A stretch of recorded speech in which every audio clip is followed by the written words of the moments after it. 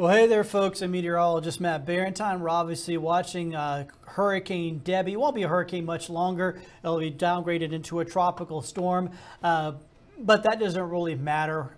What matters is the forward movement of the storm. It is going to slow down, possibly stall out, maybe even kind of move backwards a bit in the coming days, and that's going to create all the issues because this is going to be a big-time rainmaker where folks over on the east coast of Georgia and northeast Florida and South Carolina and possibly North Carolina are going to receive extreme amounts of rain, likely measuring in feet.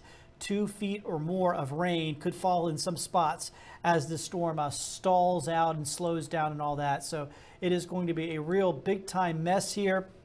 Here is a 3D look at the storm. It's still looking pretty impressive this morning. It is holding together pretty well even after it made landfall. Really just a big shield of rain with this thing.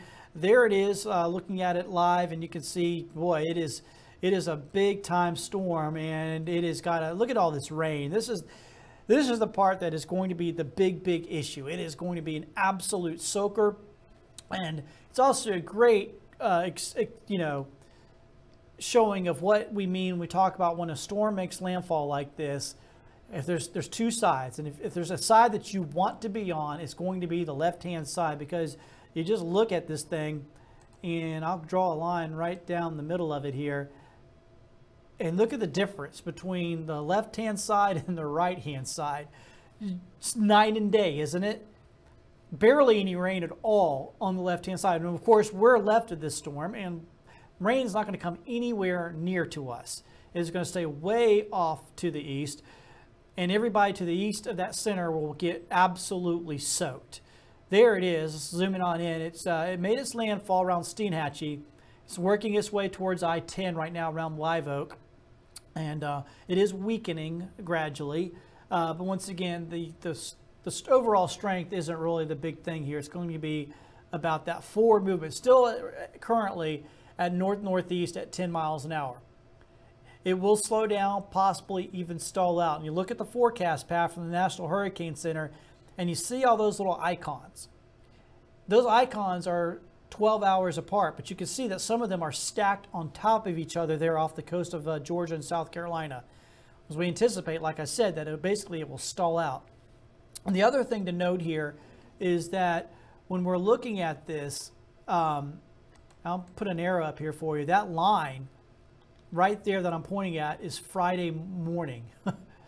Actually, Thursday night, really, Friday at 1 a.m. So you're talking Thursday night. So from right now, Monday morning to Thursday night, that's as far as it's moving. Not very far. I mean, you can make that drive in just a few hours.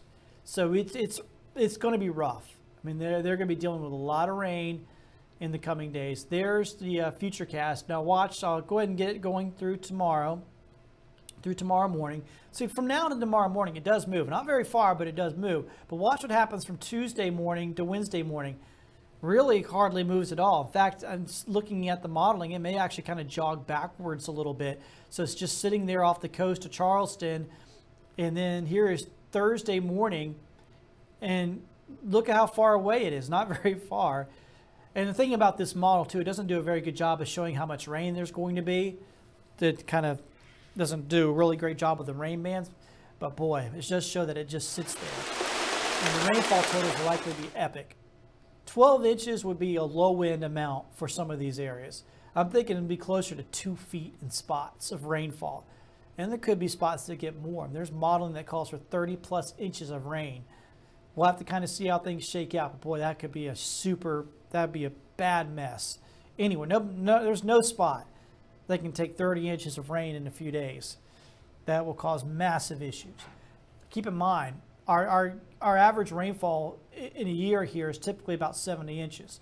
So we're talking about getting nearly half of our rainfall in a couple of 2 or 3 days.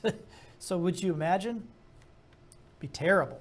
So that's the big thing from this system. So even though it's going to be weakening just down to an old tropical storms can cause major issues when they have rain like that. All right, that isn't all the only game in town. We are keeping an eye on a possible another system out in the Caribbean. Could head towards the Yucatan. So if you have a cruise towards the Yucatan, something to keep in mind as you head towards the upcoming weekend. beyond that, I don't think it'll cause any other issues for us. Back home, there it is. We're quiet. So the whole time while this thing is spinning off the East Coast, since it's not moving very far, we'll continue to have a northerly flow across our area. So winds will rotate around this thing like so the whole time, giving us northerly winds. That'll dry us out. We're already drying out. And that'll create almost desert-like conditions across our area. Now, we'll still have heat advisories, but we won't have our, the heat indexes won't be because of the humidity. It'll just because it's plain out hot. Today, I'm anticipating around 99 in Mobile, 98 in Chatham, 98 in Loosedale, 101 Pascagoula. The only reason it's not quite as hot in, Milton and Crestview in the Panhandle today, because you'll have some high clouds, the outflow from that hurricane. So that'll help a little bit by a few degrees. Obviously still really hot.